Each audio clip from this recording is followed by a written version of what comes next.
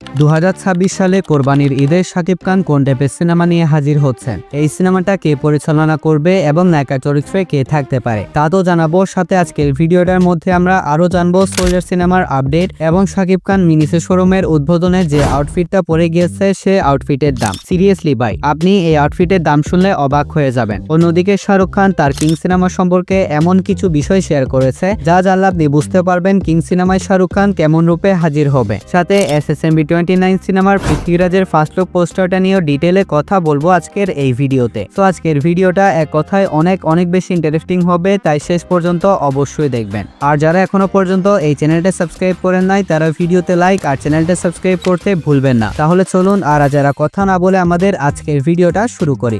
প্রথমে আসি SSMB 29 সিনেমার ভিলেন অর্থাৎ পৃথ্বীরাজের ফার্স্ট লুক পোস্টারটার কাছে। ভারতীয় সিনেমার কিংবদন্তি ডিরেক্টর SS রাজামৌলি পরিচালিত SSMB 29 সিনেমায় ভিলেন চরিত্রে দেখা যাবে পৃথ্বীরাজকে। আর গত কয়েকদিন আগে এই সিনেমার টিমের পক্ষ থেকে পৃথ্বীরাজের একটা ফার্স্ট লুক পোস্টার রিলিজ করা হয়েছে, কিন্তু এই পোস্টারটা রিলিজ করার পর থেকে নিয়ে সোশ্যাল মিডিয়ার মধ্যে মিক্সড রিঅ্যাকশন দেখা যাচ্ছে, কারণ এই পোস্টারটা ঋত্বিক রোশনের ক্রিস সিনেমার ভিলেন বিবেক ওবেরয়ের সাথে মিলে যাচ্ছে। সাথে 2016 সালে মুক্তিপ্রাপ্ত সূর্য 24 সিনেমার সাথে স্পষ্ট মিল দেখা যাচ্ছে। আর SS রাজামৌলির কাছ থেকে ভক্তরা কখনোই এমন কিছু আশা করে নাই, কিন্তু ভাই আমি বলবো এখনই হতাশ হওয়া ঠিক হবে না, কারণ এই মাসের 15 তারিখ এই সিনেমার টিমের পক্ষ থেকে একটা বড়সড় ধামাকা আসতে চলেছে। আর হয়তো অনেকেই জানেন না, এই যে পোস্টারটা দেখতে পাচ্ছেন এই পোস্টারের সিনটা কিন্তু সোশ্যাল মিডিয়ায় শুটিং করার সময় লিক হয়ে গিয়েছিল। যারা নিয়মিত খোঁজ খবর রাখেন তারা হয়তো অনেকেই সিনটা দেখে নিয়েছেন, যেমন আমি দেখে নিয়েছি। আর মহেশ বাবু নাকি নিজে রাজামৌলিকে বলেছিল এমন কিছু রিলিজ করো যেটা অডিয়েন্স অলরেডি দেখে নিয়েছে,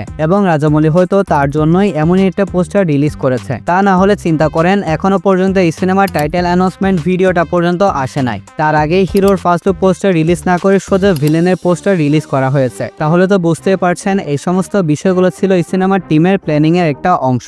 এখনো সিনেমাটা রিলিজ করা 2 বছর বাকি রয়েছে। এর মধ্যে এই সিনেমার টিমের পক্ষ থেকে আমরা অসংখ্য কন্টেন্ট দেখতে পারবো। তাছাড়া এই মাসের 15 তারিখ গ্র্যান্ড আকারে এই সিনেমার টাইটেল অ্যানাউন্সমেন্ট ভিডিওটা আসতে চলেছে। তাই আমি আবার বলছি এখনই হতাশ হবেন না, ডিরেক্টর যেহেতু SS রাজামৌলি, তাই ওনার উপর চোখ বন্ধ করে ভরসা রাখা যেতে পারে। এখন আসি শাহরুখ খানের কাছে। তো শাহরুখ খানের আপকামিং বহুল প্রতীক্ষিত সিনেমা কিং সম্পর্কে শাহরুখ খান নিজে বলেছেন, এই সিনেমায় আমার চরিত্রের নাম হচ্ছে কিং। কিং আসলে আদতে একজন খারাপ মানুষ, সে অনেক মানুষকে এই সিনেমায় হত্যা করেছে। তাই কিং আসলে কতটা খারাপ মানুষ সেটা আশা করছি আপনাদেরকে আর খুলে বলতে হবে না। কিং মারাত্মক নির্মম এবং ভীষণ ডার্ক একটা চরিত্র। তাহলে তো বুঝতে পারছেন এই সিনেমার মধ্যে আমার চরিত্রটা কেমন হতে চলেছে। তো শাহরুখ খানের এই কথাগুলো শোনার পর বুঝতে পারলাম বেশ অনেক দিন পর আবার একটা রুথলেস নেগেটিভ চরিত্রে বড় পর্দায় ফিরতে চলেছেন কিং খান শাহরুখ খান। আর বর্তমানে কিন্তু এই ধরনের সিনেমাগুলো বেশ ভালোই পারফরমেন্স করে যাচ্ছে। তার উপর এই সিনেমায় রয়েছে শাহরুখ খান। সব মিলিয়ে যদি কিং সিনেমার আউটপুটটা অসাধারণ হয় তাহলে অনায়াসে সিনেমাটা 1000 কোটি রুপি প্লাস কালেকশন এনে দিবে। সো ফাইনালি এখন আসি আমাদের মেগাস্টার শাকিব খানের প্রসঙ্গে। যেমনটা আপনারা সবাই জানেন 2026 সালে রোজার ঈদে রিলিজ পেতে চলেছে শাকিব খান অভিনীত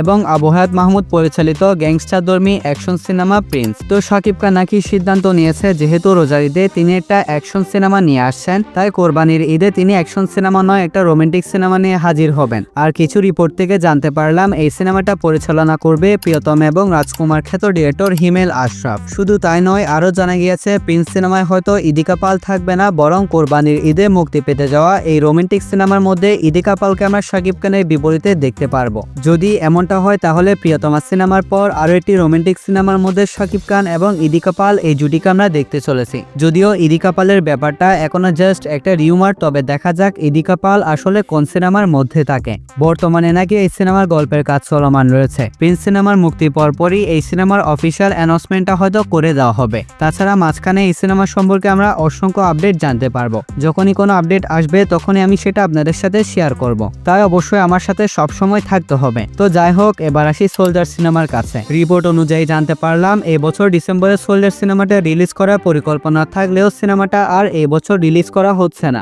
উপযুক্ত সময় দেখে 2026 সালে যে কোনো একটি ঈদের বাইরে সিনেমাটা রিলিজ করা হবে। তবে এটাও বলে রাখি যে এগুলা কিন্তু অফিসিয়াল কোনো ঘোষণা নয়, তবে আমাদের উচিত অফিসিয়াল ঘোষণা আসা পর্যন্ত অপেক্ষা করা। এখন আসি মেগাস্টার শাকিব খানের আউটফিটের কাছে। যেমনটা আপনারা সবাই জানেন গত কয়েকদিন আগে শাকিব খান বিদেশি অ্যাক্সেসরিজ কোম্পানি মিনিসের শোরুমের উদ্বোধনে গিয়েছিল। সেখানে শাকিব খান 20 মিনিটের জন্য পারিশ্রমিক চার্জ করেছিল 35 লক্ষ টাকা। আর এই ব্যাপারটা নিয়ে গত 2 দিন ধরে সোশ্যাল মিডিয়ার মধ্যে শাকিব খানকে নিয়ে প্রচুর আলোচনা আলোচনা করা হয়েছে, কিন্তু এখন নতুন করে আলোচনা দেখা যাচ্ছে শাকিব খানের আউটফিটটা নিয়ে। কারণ শাকিব খান সেখানে যে আউটফিটটা পরে গিয়েছে, বর্তমানে সেই আউটফিটের মার্কেট মূল্য শুনলে আপনার চোখ কপালে উঠে যাবে। তাহলে চলুন এবার শাকিব খানের আউটফিটের দামটা জেনে আসি। আপনাদের বোঝার সুবিধার্থে আমি একদম সহজভাবে বলছি। শাকিব খানের পরনে এখানে যে সানগ্লাসটা দেখতে পাচ্ছেন, এই সানগ্লাসের বর্তমান মার্কেট মূল্য হচ্ছে 61,000 টাকা প্লাস। যে জ্যাকেট এবং প্যান্টটা পরনে দেখতে পাচ্ছেন, তার আনুমানিক মার্কেট মূল্য হচ্ছে 1,14,000 টাকা প্লাস। তাছাড়া মেগাস্টার শাকিব খান লুইস বুইটন কোম্পানির যে জুতাটা পরে গিয়েছে, তার বর্তমান মূল্য হচ্ছে